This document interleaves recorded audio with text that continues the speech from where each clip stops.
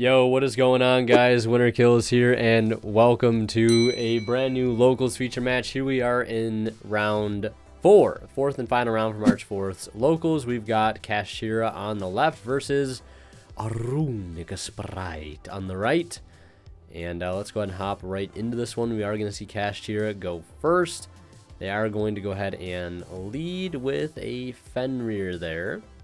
And they're going to go ahead and activate Fenrir effect to go ahead and search for a Kashtira monster. And we'll see what they end up deciding to grab here. I feel like Unicorn would maybe be like the most popular thing to grab. Especially if it looks like they already have Birth in hand. It's basically just slap it on the field, grab the E-Telly. But then again, I don't know how to play Kashtira, so I'm just making an educated guess here. They will grab Scareclaw Kashtira, though. And then they're going to activate Theos. They already got it in hand. So go ahead and bring out a copy of Ogre. Ogre will go ahead and search Preparations. And we'll see what they go ahead and do from here. I imagine they won't be going for any sort of zone locking, as I feel like most Kashtira players at this point are not into losing outright to Nibiru. I mean, maybe some are still. But they're going to go ahead and summon out Rise Heart, banish 3 from the opponent's deck, and banish 1 from the deck. They're going to go ahead and banish another Theosis. And I know Kashtira Theosis has... Yeah, if this card is banished, you can target one of your banished Kashtira cards except itself to add it to your hand. So I'm not sure why they went to banish that one. Maybe they have some other plan to get it back, but they're going to go for a Rise Heart with 3 materials, set 2 and pass, one probably being Preparations, the other being a copy of Forbidden Lands, which is really cool to see that that card being played. Because I mean, the Rise Heart could be pretty fragile to something just as simple as an Imperm, so having a Lance or even Dark Ruler, having a Lance to protect it does sound pretty nice. And they will use, I think, Runick Destruction on it. And they will chain Lance to protect. Also, reminder, subscribe already if you haven't already. So we get to 30,000 subscribers. And, yeah, that will go ahead and not go through. And it will get banished, which is obviously going to hurt the whole Runick engine quite a bit. There being a Macrocosmos on the field. And mandatory effect of a Rise Heart. They will be able to attach a card that was banished. So they're going to get the Theosis underneath it. And then they're going to go ahead and detach 3 to banish that Spright Jet. And they've already exhausted their normal summon, so basically they need an extender right now to keep going. It's either got to be starter or another Runick spell, which they will activate. And, of course, a Rise Heart again will trigger getting another material underneath it. And they are going to, of course, use the effect to summon out here. So they pretty much just have to keep playing. And it's probably got to be Huggins, since I think that's the only level 2 Runick fusion that they can bring out. So they will bring out Huggins, and we'll see if they use the effect here.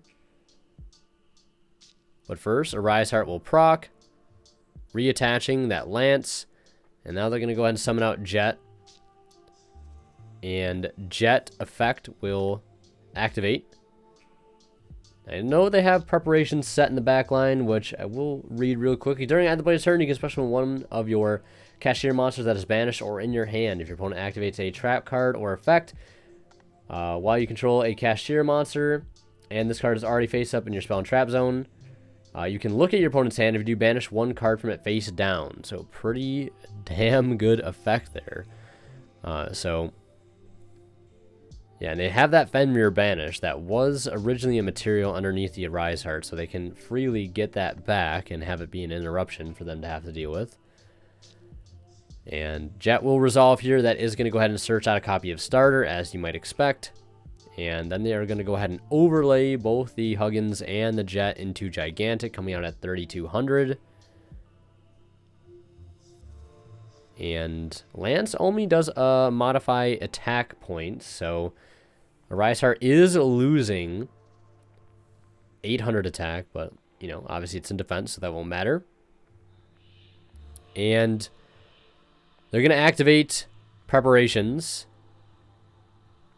And they are going to chain basically the Runick MST in response. I can't remember the exact name, but it's basically MST at the cost of also making the opponent banish the top 4 cards of their deck. And I'm pretty sure they just banished 1 Book of Eclipse and 3 Ash Blossom. All off of 1 Runick spell. That is very, very unlucky. So the Gigantic can basically freely resolve now. No threat of a Fenrir getting on board.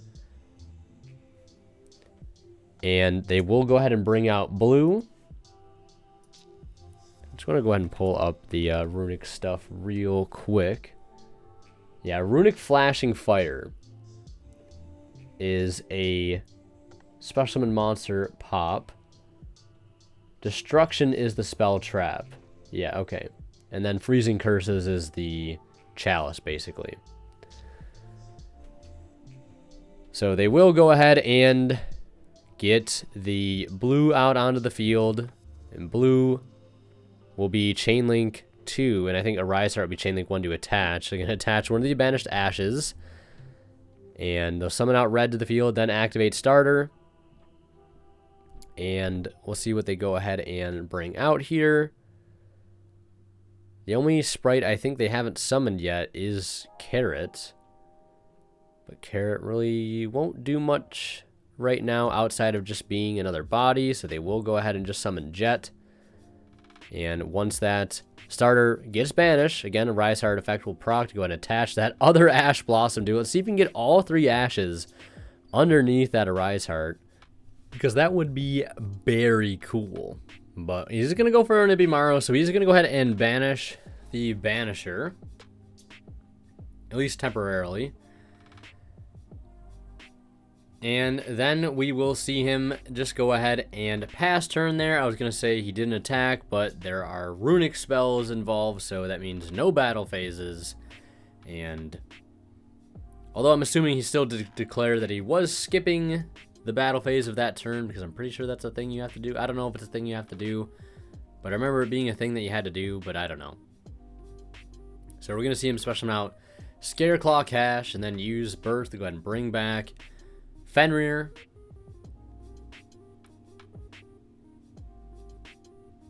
And the only thing they have to worry about here really is just red, as Onibimaru I don't believe is a quick effect.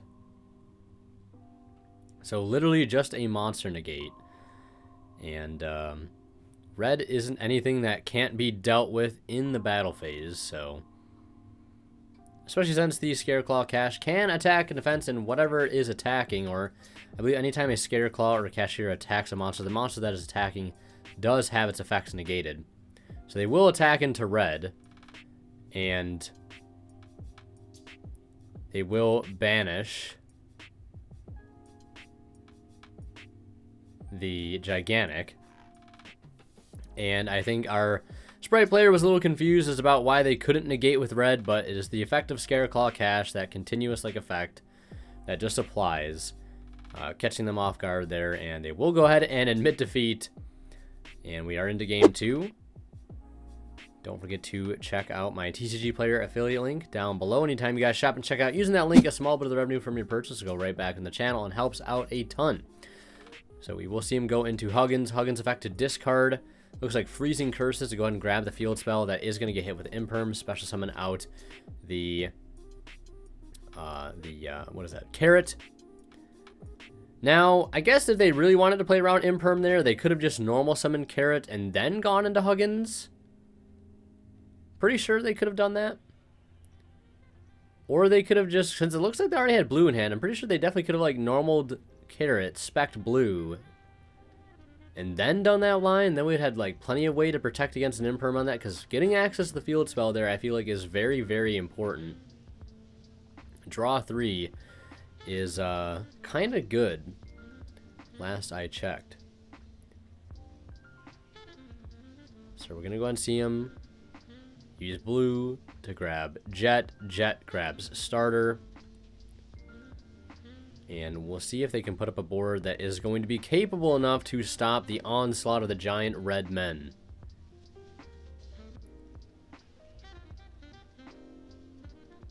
Now, this is a Runick build, so I don't think that the swap engine or even the nimble engine for that part is in the deck. I really couldn't tell you, so it looks like they're gonna just end on set 3 and Gin Buster. So this doesn't seem like the greatest end board. They do have double cross set though, which isn't terrible. So we're gonna see them lead with Pot of Prosperity, and looks like they're looking at possibly Goliath to banish there. That might have been Diablosis Baron, definitely getting yeeted out of the extra deck there. They're going to reveal Unicorn, Rysoth, Fenrir, Scareclaw Cash, D-Shifter, and another Wraithsoth? Wraithsoth? Very weird name. So they will go ahead and take Planet. Pressured Planet. And they're going to activate Harpy's Feather Duster. Very cool. So they will go ahead and chain Runick Slumber.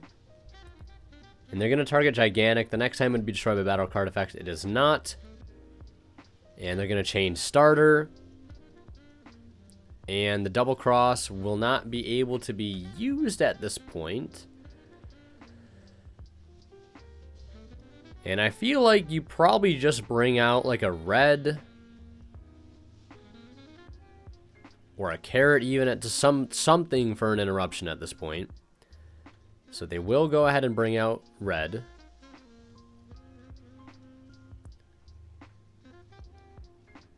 And that Slumber will make it so they have to banish the top 3. They'll activate Pressured Planet. And that is going to allow them to search of any cash monster. So they're going to go ahead and grab Rise Heart. And they are also under half damage clause from Prosperity. But things still really aren't looking that good for Spright. Because if cash can clear the board here, which I don't see why they couldn't, this is going to leave Spright top decking with no battle phase. So even if they could best case scenario draw something like Evenly Matched, which probably wouldn't be in the deck going first here in game 2, they really can't even use it. They're going to use the Unicorn effect. They'll chain Gin Buster to negate. Sure, take 500. New chain, they have the opportunity to proc both Unicorn and... No, not Unicorn, because I think... I'm actually not sure if Gin Buster negates the monster's whole effects or negates just that effect that was activated. Not something I know off the top of my head. They could also proc Fenrir if they would wish to. But they're probably just saving it for the battle phase.